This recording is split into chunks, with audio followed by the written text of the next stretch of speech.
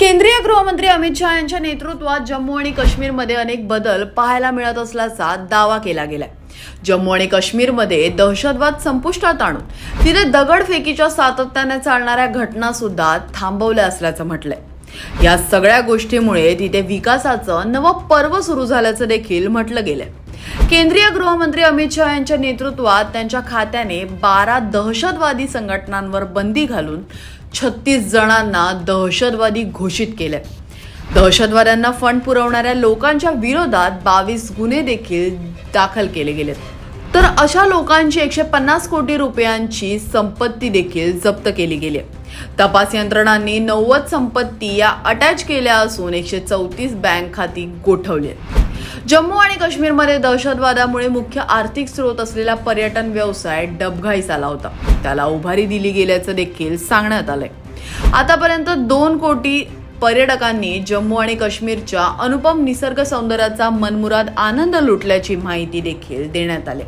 इतकंच काय तर श्रीनगरमध्ये अलीकडेच फॉर्म्युला 4 कार स्पर्धेचं सुद्धा आयोजन करण्यात आलंय। जम्मू आणि काश्मीरमध्ये पार्ट्या व्यवसायात 250 कोटी रुपयांची नवी गुंतवणूक देखील करण्यात आली असून 75 नवे ऑफबीट स्थळे विकसित करण्यात आले असल्याची माहिती केंद्रीय गृहमंत्री अमित शहा यांच्या खात्याने दिली।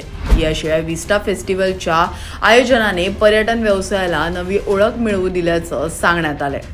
टॅटो ग्राउंडचे रूपांतर डिझनीलँडच्या धर्तीवर अम्युजमेंट पार्कमध्ये करण्यात आले।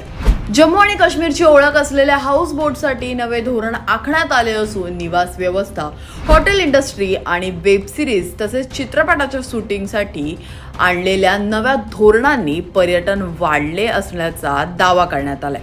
मोदी सरकारच्या 3ऱ्या पर्वात दल लेक जगातील सर्वात सुंदर लेक बनवले जाईल असे आश्वासन अमित शहा यांनी दिले।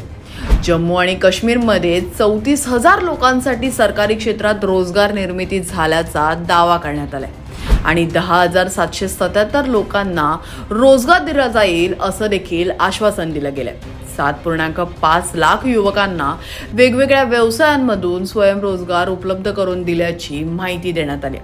गेल्या 4 वर्षात 90 जाहीर कोटी रुपयांची गुंतवणूक केली आहे। 2022-23 मध्ये 2100 तर 2023-24 मध्ये 2400 कोटी रुपयांची गुंतवणूक असल्याची माहिती सुद्धा देण्यात आली।